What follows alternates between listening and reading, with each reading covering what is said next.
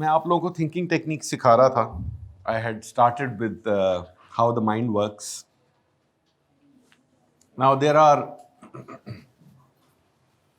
इसमें बहुत सारी टेक्निक्स हैं कि जो सीखी जा सकती है. Practised method of doing anything is called a technique. Let's give you an example of football. Football में जो फुटबॉल को टैकल करना होता है with your feet, your legs, your chest and with your head. Now that all requires specific amount of thinking first. Strategy is a plan. Basically strategy is a grand plan. बहुत बड़े plan को strategy कहा जाता है. उस plan के अंदर जो छोटे छोटे प्लान्स होते हैं उनको टैक्टिक्स कहा जाता है. वो और चीज है.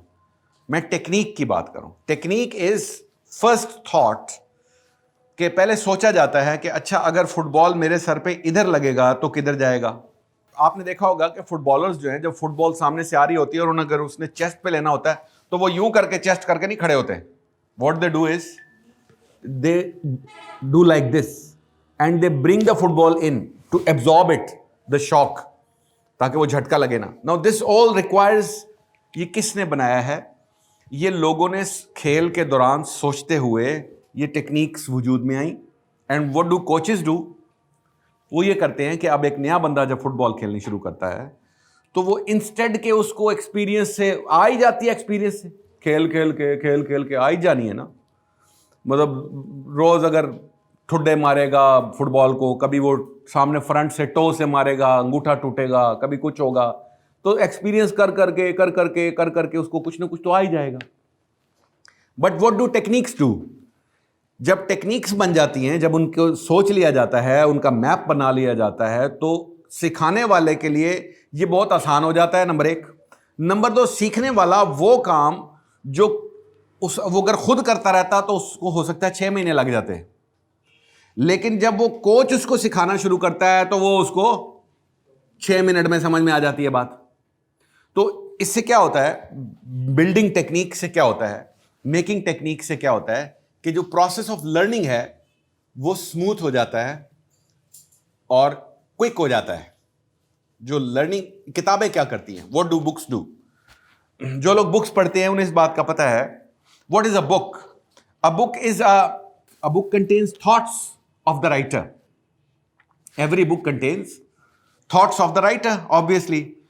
Now, if the writer is of 40 years age and he has written an autobiography, autobiography समझते हैं क्या होती है? आप बीती, उसने अपनी जिंदगी की एक्सपीरियंसेस शेयर किए होते हैं. तो अगर उसकी 40 साल उम्र है और उसने अपनी किताब में अपनी ऑटोबायोग्राफी लिखी है, तो पढ़ने वाले को उससे क्या बेनिफिट मिल सकता है? 40 years of experience in just 2 days. समझ आई बात की? अगर वो उस सारी को सच मान ले और अपनी थिंकिंग का हिस्सा बना ले तो वो 40 साल का तजर्बा, यानी वो उसकी शायद पूरी जिंदगी, एक बंदे की 40 साल ना हो, लेकिन वो एक किताब पढ़ के 2 दिन में, 3 दिन में वो 40 साल का तजर्बा उसको आ जाता है. So this is what techniques do. Books are also techniques because they teach you the methodology of whatever is the subject, उसकी मैथडोलॉजी. सो टेक्निक्स जो हैं वो हर फील्ड में टेक्निक्स रिक्वायर्ड होती हैं. लेकिन हम लोग ये सोचते रहते हैं कि जो थिंकिंग है, ये जो सोचना है, इसकी क्या टेक्निक है? ये कोई टेक्निक वाली बात है? हम इसको टेकन फॉर ग्रांटेड समझते हैं. हम समझते हैं कि ये, इसमें लर्निंग की कोई जरूरत नहीं है. And this is the reason कि majority of the population never rises above. वो पॉपुलेशन ही रहते हैं, आम आवाम रहते हैं. आपने कभी गौर किया है कि एक मजदूर जो है वो सारी जिंदगी मजदूर क्यों रहता है? पूरी जिंदगी मजदूर ही रह जाता है वो. क्या ख्याल है, क्यों ऐसा होता है? Because he so much trust his own thinking system. वो अपने थिंकिंग सिस्टम को इतना ट्रस्ट करता है कि बस वो जो उसके ज़हन में आता है वो वही करता रहता है. जो उसके ज़हन में नहीं आता वो नहीं करता, सोचता भी नहीं उसके बारे में. There are so many things in life, there are so many opportunities in life कि जो लोग जाया कर देते हैं अपनी जिंदगियां तबाह कर लेते हैं just because they do not know how to think, and just because they think that what they think is the thinking.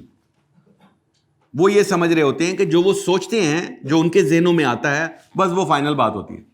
Where as वो एक, मैं तो ये कहूंगा कि it is a very tiny proportion of what actually a human being is capable of. बहुत tiny proportion होता है। दिस इज द डिजीज कि वो ये समझ रहे हैं कि उन लोगों की जो सोच है वो एब्सोल्युटली करेक्ट है, और anyone else who will try to counsel them or who will try to teach them anything other than what they think is right is wrong. So they are basically caught in a shell of their own selves. वो एक कुएं का मेंढक सुना होगा, कुएं का मेंढक, मुहावरा सुना है ना, कुएं का मेंढक।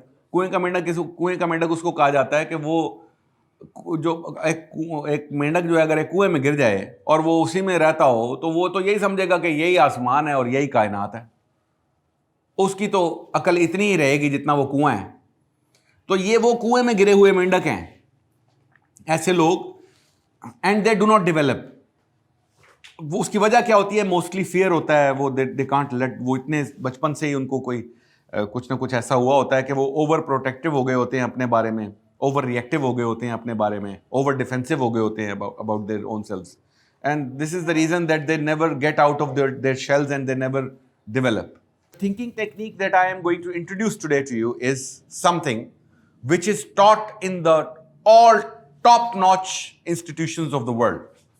दुनिया के तमाम बड़े इदारे, जितने भी बड़े इदारे हैं जो टॉप लेवल की लीडरशिप प्रोड्यूस करते हैं, जो higher level of leaders produce करते हैं, जिनके लोग जो हैं उनका विजन बहुत ब्रॉड होता है और वो बड़े आइडियाज वाले लोग, बड़े लोग होते हैं, ऐसे तमाम इदारों में ये वाली टेक्निक पढ़ाई जाती है। It was introduced by doctor Edward de Bono and it is called 6 hats thinking.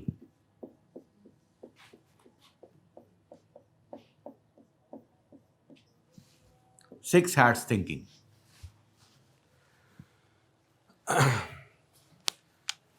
As I told you that the brain is supposed to be a system which works on self-maximization, self-attachment. Automatically जो process of mind है वो ये है कि whatever information you are getting वो आपके अंदर stored information से जाके attach हो जाती है। Right or wrong ये अलग बात है। If I think के सबज पगड़ी वाले जो होते हैं वो बुरे लोग होते हैं, तो जैसे ही मुझे एक सबज पगड़ी वाला शख्स नजर आएगा, मेरा उसके बारे में इंस्टिंक्टिव रिएक्शन क्या होगा? That is a bad person. तो जो सेल्फ मैक्सिमाइजिंग सिस्टम है वो तो ऑटोमेटिक है, ठीक है, बिकॉज वो it keeps going on end of, वो खुद ही चलता है, जो देखता है बस ऑब्जर्व करता है, वो आपके जहन में उसके बारे में जो आइडिया पहले से मौजूद है वो ही आपका आइडिया एक्टिवेट होता जाता है। So there is no control in it. You are not using your mind as a tool, but ये तो बल्कि instead your mind is using you as a tool. If when you are instinctively working with your mind. So what Dr. Edward de Bono said was that, मैंने आपको उसके लिए एक word बताया था, when you start gaining that control, that is POPO, pending output. उसने पहले ये इंट्रोड्यूस करवाया, उसने कहा जी कि बात ये है कि अगर इसको ऑटोमेटिक सिस्टम को रोकना है, इस ऑटोमेटिक सिस्टम से बचना है, तो सबसे पहला काम तो यह करना पड़ेगा कि जजमेंटल होना छोड़ना पड़ेगा, यानी फौरन हर बात पे अपनी राय नहीं बना लेनी, हर बात पे अपने आप को फाइनल वो नहीं समझ लेना कि मैं ठीक हूं, जो मैं कह देता है, और उसके ऊपर फौरन एक्सक्यूजेस बनाने की कोशिश नहीं करनी। सबसे पहले एब्जॉर्ब करना है, let the data come in, information को आने देना है और कोई राय नहीं बनानी। आपके इर्द गिर्द लोग राय बना रहे होंगे, आप कह रहे होंगे कि देखते हैं, सोचते हैं, मजीद देखते हैं, let's see, till the time you have sufficient information to think about it. अब पो से बात थिंकिंग पे आएगी कि पहला काम तो आपने यह किया कि आपने इंफॉर्मेशन इतनी होनी चाहिए आपके पास to decide about it. Less information decisions are crude decision, CRUDE. Crude क्या होता है? What is crude? Raw, RAW, raw क्या होता है? उर्दू में क्या कहेंगे? अनप्रोसेस्ड, कच्चा, हाफ कुक्ड. रॉ मीट, जो गोश्त पका हुआ नहीं होता, उसको क्या कहते हैं? Raw meat. सो आपके जो लेस इंफॉर्मेशन पे बेस्ड डिसीजंस होते हैं वो रॉ रहते हैं. Why are they raw? Why are they half cooked? Yes, because the picture is not complete and you have decided it beforehand. आपने पहले ही फैसला कर लिया. You have already decided. So now what will happen is, whatever will be taught to you, your mind will do what? It will reject it. Fearful हो जाएगा आपका जहन. वो रिजेक्ट करेगा, एक्सेप्ट नहीं करेगा. लैक ऑफ इंफॉर्मेशन पे जब भी डिसीजन लेंगे गड़बड़ होगा. So first thing is that the information should be sufficient. समझ आ गई बात की? पहला स्टेप तो है. उसके बाद थिंकिंग स्टार्ट होती है. Now doctor Edward de Bono suggested that, जैसे मैं आपको बताता हूं कि अगर मैं एक बंदे से कहूं कि भाई तुम ये मैंने आपसे मिसाल दी थी कि अच्छा ये मार्कर अच्छा है या नहीं है, तो आप ये बता सकते हैं अच्छा है या नहीं है. बल्कि आप चाहें तो ये भी बता सकते हैं कि ये अच्छा है, और आप चाहें तो ये भी बता सकते हैं कि अच्छा नहीं है. Because our mind has the ability to create reasons. Reasons तो हम सब क्रिएट कर सकते हैं, किसी भी बात के रीजंस क्रिएट कर सकते हैं. समझ आइए बात की? सो creating reasoning is the ability of human mind. लेकिन इस एबिलिटी को, ये जो थिंकिंग की एबिलिटी है, इसको चैनलाइज कर लें, अगर इसको स्ट्रीमलाइन कर लें, अगर इसको कुछ सेक्शंस में तकसीम करके और उस तरह प्रैक्टिस करना सीख जाएं कि अच्छा ऐसी सिचुएशन में कैसे सोचना है, ऐसी सिचुएशन में कैसे सोचना है, ऐसी सिचुएशन में, यानी आप अपने माइंड के कंट्रोलर खुद बने, बजाय इसके कि माइंड आपको कंट्रोल कर रहा हो. बात समझ में आई है? Now this gives way to a very philosophical and a deep question कि अगर आपका माइंड भी आप नहीं है तो आप कौन है फिर? आतिफ तो मेरा एक नाम है, ये तो मेरा नाम है ना, और ये जो जाहिर में मैं आपको नजर आ रहा हूं, ये तो मेरी एक फिजिकल अपीयरेंस है. तो मैं असल में कौन हूं? Who is me actually? That is a very deep philosophical question. तो ये फिलहाल छोड़ते हैं. जैसे मैंने अभी आपको कहा कि instead of your mind controlling you, you should control your mind. So the question is, who is you? If your mind is even not you, then who is you? That one has to learn. जो सच्चे होते हैं उन्हें ये मिल जाता है, लेकिन ये बहुत कम लोगों को सीक्रेट पता है. Anyhow, so आप माइंड को कैसे, how can you regulate your mind? Not control, control is not the right word. Regulating the mind. So six-hat thinking is a method of regulating. It's a method of regulating the mind. कि आपने अपनी mind को किस तरह से regulate करना है. ये टेक्निक है सिक्स हैट्स मेथड की. White hat, red hat, black hat, yellow hat, green hat, and blue hat. These are the 6 hats. Now each hat, each color signifies something.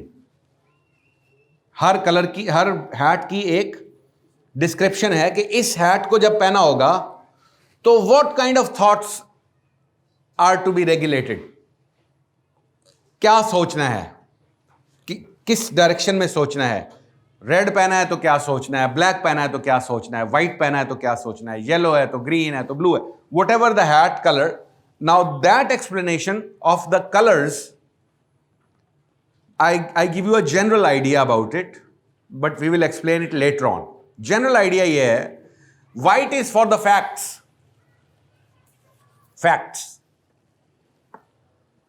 Red is for emotion.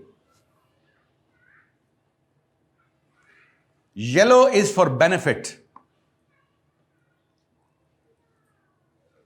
Green is for ideas. Blue is for planning. And black is for judgment. These are the major areas of human mind.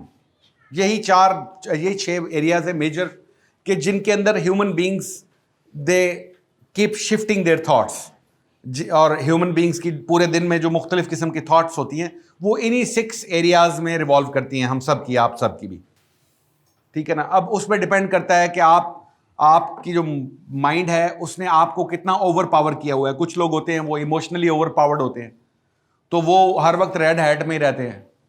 कुछ लोग होते हैं वो हर वक्त दूसरों के ऊपर finger Poynting करते रहते हैं, वो हर वक्त ब्लैक हैट में रहते हैं।